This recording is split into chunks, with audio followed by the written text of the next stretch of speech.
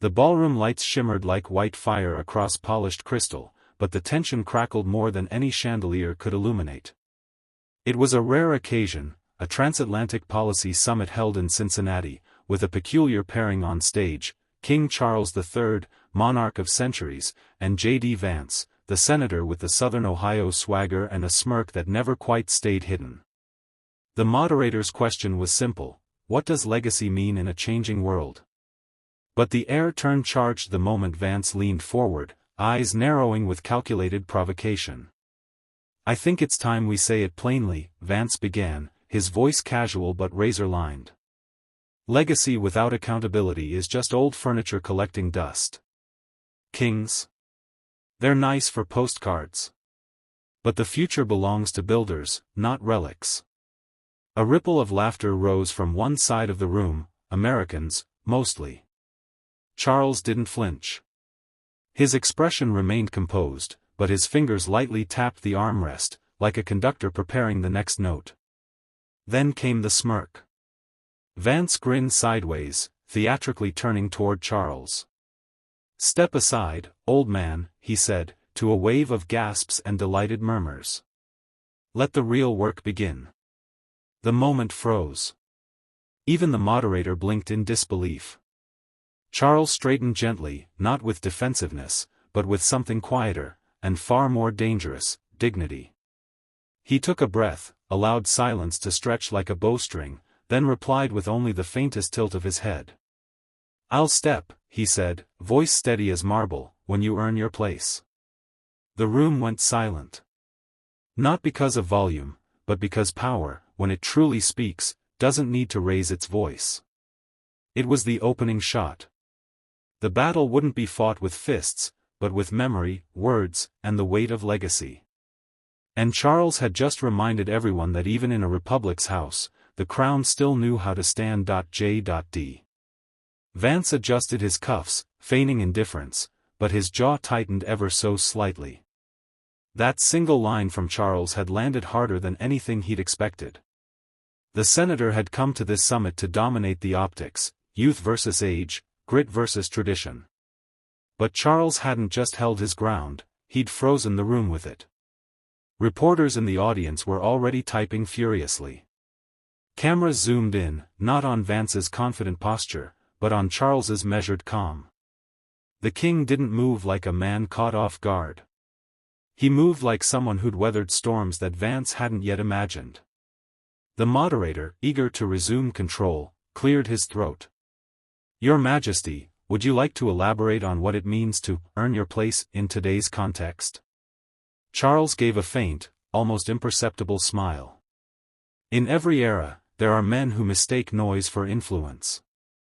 They believe provocation equals leadership. But there's a difference between momentum and legacy. Vance interrupted. And there's a difference between relevance and nostalgia. A few chuckles broke out again, but they were thinner now, less confident. Charles didn't blink. "Quite right," he said. "But relevance built on division burns out quickly. Nostalgia, when rooted in wisdom, becomes history's compass." The moderator turned to Vance. "Senator, do you see value in tradition?" Vance leaned forward. "Tradition has its place. But the monarchy? Let's be honest, it's a museum piece. Beautiful, maybe. But silent." Charles's eyes narrowed, but his voice remained soft. "And yet, here you are debating it with me, instead of ignoring it. Curious, isn't it?" The audience stirred. Behind Vance's smirk now was something else, a flicker of doubt. He was used to outshouting opponents. He hadn't planned for someone who didn't raise his voice at all. The debate shifted topics: global policy, cultural diplomacy, sustainability, but the undercurrent between Charles and Vance never waned. Their exchanges weren't just verbal, they were ideological, generational, and deeply personal. At one point, Vance launched into a sweeping critique of international institutions. "The old systems are bloated," he declared, propped up by symbolic figures who wave from balconies while real leaders fix what's broken. Charles looked at him, then gently turned to the audience. Symbols, he said quietly, are only meaningless if the people forget what they stand for. The flag. The oath. Even a crown. They endure because memory has weight, and weight steadies nations. It wasn't just a defense, it was a redirection. Charles wasn't clinging to the past. He was reminding the room why the past still mattered. AOC, seated in the front row, shifted in her chair. Across the room, a historian from Cambridge was nodding. And even some young viewers watching the live stream began tweeting quotes from the king, captioning them, "Silent power hits harder." Vance tried again. "Look, I respect your service, Your Majesty. But Americans don't need crowns to lead. We need grit." Charles didn't flinch. "Indeed. But grit without grace often becomes noise. And noise is easy to generate. Leadership, however, requires a quieter strength, the kind not fueled by applause, but by endurance." There was a pause. Vance's lips tightened. He was used to camera time, viral moments, being the disruptor. But Charles wasn't playing the game. He was anchoring the room. And with each answer, the weight of the crown didn't feel outdated, it felt earned. The crowd had started to shift. What began as a forum dominated by noise and American bravado was now tilting toward reflection.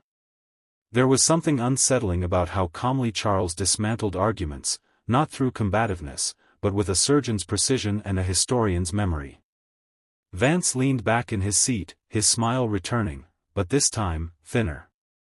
He tried a different angle. "You talk of symbols and weight," he said, voice deliberately slow. "But how much of that weight is just performance? Gold and pageantry, waved at crowds who are too polite to roll their eyes." Charles turned toward him, his gaze patient but direct. "Do you believe your Senate oath is performance too, Senator? Or your national anthem? Or the folded flag handed to a soldier's widow?" Vance didn't answer. The king continued. "Ceremony isn't weakness. It's how nations remember who they are. We wear it not because it makes us untouchable, but because it reminds us we are accountable." The room fell utterly silent again. The moderator tried to lighten the tone. "Gentlemen, perhaps we can agree that both tradition and change have roles to play." Charles looked at her and nodded politely. "Of course. But we must never confuse change with progress, or noise with truth." A few audience members applauded. Not loudly. Not performatively. Just enough. Vance glanced at the camera in the back of the room. He was used to shaping headlines with 10-second zingers. But this was slipping out of his hands. He hadn't just underestimated a man. He'd underestimated an institution. Backstage aides were already whispering. Clips of Charles's words had begun to circulate online, quiet soundbites with bold impact. TikTok feeds filled with the line, "Grit without grace becomes noise." Even those who had never followed the monarchy were suddenly tuning in, not for nostalgia, but for clarity. J.D. Vance saw it too. His team passed him a note on stage, "Charles trending. Shift tone." He ignored it. Instead, he pressed further. "Legacy is only as strong as the generation it serves," he said. "And respectfully, Your Majesty, I don't think today's youth cares much about crowns or castles." Charles tilted his head. "They may not. But they care about meaning. About continuity. When the winds of change blow wild, symbols become anchors, not cages." Vance laughed, but this time it sounded hollow. "Anchors? Or shackles?" Charles didn't flinch. "Ask yourself which you fear more, being anchored to something lasting, or drifting, untethered, toward applause." There it was again. No anger. No mockery. Just wait. The moderator interjected. "Your Majesty, do you see the monarchy evolving?" Charles looked at her, then at the young people in the audience. It must. Institutions that survive are not frozen in time. They bend. But they do not break at the first jeer. That is their strength. A young black woman in the back row stood and clapped. Alone. Then another joined. Then a few more. Charles didn't acknowledge it. He didn't need to. Vance, for the first time, seemed unsure of what to say. This wasn't a man trapped in the past. This was a man who had outlived the noise. The summit was supposed to be a televised sparring match, tradition versus revolution, crown versus republic, old blood versus rising populism. And yet, Charles had redefined the terms without ever declaring a fight. Vance, growing tense behind his signature grin, shifted tactics once more. You speak as though institutions are sacred, he said, but sacred things lose meaning when protected from criticism. Isn't that the problem with monarchy? Charles's response was swift but composed. Criticism is not a threat, it's a privilege of free societies. But sneering at foundations while standing on them, that is either hypocrisy or ignorance. I'm not sure which you're offering, Senator. The moderator blinked, unsure whether to intervene. The room didn't laugh. They didn't cheer. They listened. Charles folded his hands. My purpose has never been to outshout senators or to trend online. My purpose has been to endure, and to remind people that power which listens lasts longer than power which demands attention. Vance squinted. So you're a symbol of listening now? No, Charles replied. I am a symbol of restraint. A reminder that leadership isn't measured by how quickly you rise, but by how gracefully you remain when the noise fades. That line hit hard. Vance's smile faltered, visibly. Viewers across both sides of the Atlantic weren't just comparing resumes anymore. They were measuring something deeper, gravity. Charles didn't represent a throne. He represented a tempo, one America had forgotten in its rush to viral relevance. One aide near the edge of the stage whispered, "He's turning this whole thing around without raising a finger." The old lion wasn't roaring. He was waiting, and the young ones were starting to realize they'd walked into his den. By now, even Vance's supporters were growing uneasy. The crowd had shifted, subtly but unmistakably. They weren't reacting to sound bites anymore. They were leaning into silences, the spaces between Charles's words, and the restraint in his tone. It wasn't what he said. It was how much he didn't need to say. Sensing the shift, Vance tried to regain footing. Let's be honest, he said, rising to his feet. You were born into luxury. You've never had to fight for a vote, or work 2 jobs to keep your house. I represent real people. You represent velvet. Charles didn't rise. He didn't even blink. Instead, he turned slightly to face the room. And yet, he said softly, here we are.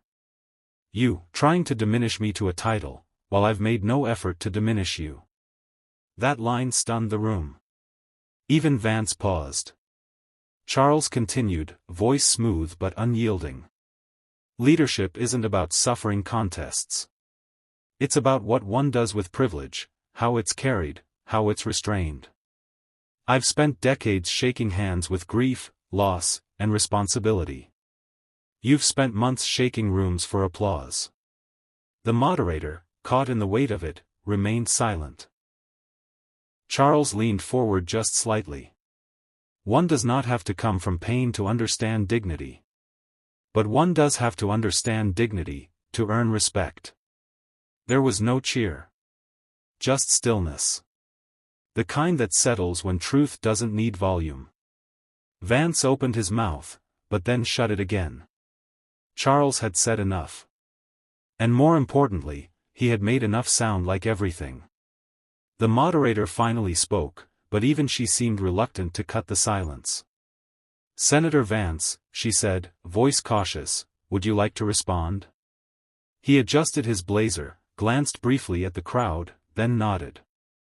Look, I respect tradition, he began, slower now, less bravado in his posture. But we're in a world that's moving too fast to keep bowing to institutions. People need solutions, not ceremonies. Charles tilted his head, as if weighing the words. And yet, he replied, ceremony is often where people remember they matter. Vance frowned. To whom? To each other, Charles said. Another pause. Another moment of stillness where the crown seemed to speak louder than any soundbite. Charles pressed gently on. When my mother passed, millions stood together, not in obligation, but in grief. That wasn't politics. That was memory. Identity. Shared silence. You say the world moves fast, Senator. Perhaps it does. But only those who know where they came from know which way to run. The applause came, slow, unsure at first, then building. Not a standing ovation. Just hands clapping with the kind of reflection that lingers longer than noise. Vance gave a tight smile, but it didn't reach his eyes. His strategy had collapsed, not because he lost a debate, but because he misjudged the room. He came with fire. Charles brought stone. One burns. The other remains. And in that moment, the crowd no longer saw a king debating a senator. They saw a man holding the weight of time, and not letting it crush him. Cameras zoomed in as Charles folded his hands once again, the gold of his ring catching the light. His expression hadn't changed since the first question, serene, deliberate, unhurried. It was Vance who had moved through the emotional spectrum, smugness, irritation, defiance, and now, discomfort. The senator tried once more. But tell me this, he asked, forcing levity into his voice. If monarchy's so relevant, why does it need constant defense? If it truly stands on history, why keep proving it? Charles gave the faintest of smiles. That's the difference between heritage and ego, Senator. One defends itself through silence. The other must constantly remind everyone it exists. The audience murmured. Some leaned forward in their seats. Others exchanged glances. It was no longer a clash, it was a demonstration. Charles wasn't here to defend a crown. He was showing what it looked like to not be rattled by provocation. Some rise with ambition, he continued. Others rise because duty demands it. You may not see the weight I carry. But that's only because I've learned to carry it well. That line echoed. The moderator whispered something to the producers off camera. One of them nodded. The final question was cut. They knew there was no need for another round. Charles had ended it, not with an exclamation point, but a full stop. Vance, visibly frustrated now, tapped his pen against the table. But the narrative had already shifted. The senator had come to bury the monarchy in snark. But he'd only sharpened the crown in contrast. As the debate concluded, the audience rose, not in thunderous applause, but in a standing silence filled with something rarer, respect. Even those who disagreed with monarchy weren't clapping for power. They were clapping for poise. Vance stood, plastering on a grin as the moderator thanked both men. But his shoulders sagged. The showmanship had faded. His lines, crafted for virality, now felt like echoes from a stage play that never quite reached the audience. Charles, on the other hand, didn't move quickly. He nodded gently to the crowd, placed his hands behind his back, and walked off with the quiet gravity of someone who had been underestimated, and then had simply endured. Outside the venue, cameras swarmed. One reporter shouted, "Your Majesty, do you feel vindicated?" Charles paused. "No," he replied. "I feel consistent." AOC tweeted within minutes, "Tonight proved something rare. You don't need a microphone to lead. Sometimes, you just need not to flinch." Clips spread like wildfire. Not because Charles had gone viral, but because, in a world obsessed with clamor, he reminded everyone what grace under pressure truly looked like. And Vance? He posted a message that night, great discussion with King Charles. Proud to represent American values. But it barely gained traction. Because by then, the world wasn't talking about values. They were talking about weight. About the silence that speaks. About a king who didn't need to raise his voice. To remind the room who had already earned his place. In an age where volume often substitutes for value, King Charles reminded the world of something deeper, something quieter. Leadership isn't about who speaks first, or who speaks loudest. It's about who stands firm when the room shakes. It's not measured in likes, trends, or viral clips. It's measured in endurance, restraint, and the silence that commands more than any shout ever could. Tonight, a senator mocked tradition. But the crown didn't flinch. Because when power is earned, it doesn't chase applause. It simply remains. And that is the sound of legacy.